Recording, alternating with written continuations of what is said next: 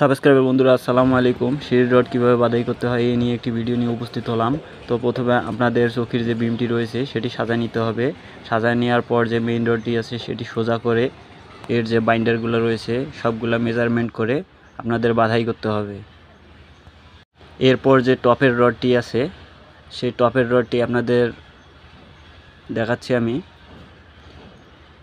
টপের রডটি আমরা মেজারমেন্ট করছি, করে ঢুকাই দিছি, দিয়ে সব রড বাধাই করতেছি।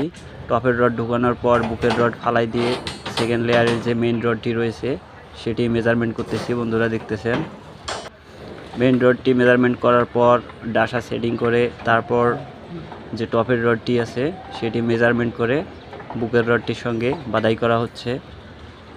তো দেখতেছেন বন্ধুরা, আমরা সিঁড়ির রড বাধাই করছি এবং ক্যারিং টানিয়ে দিয়েছি।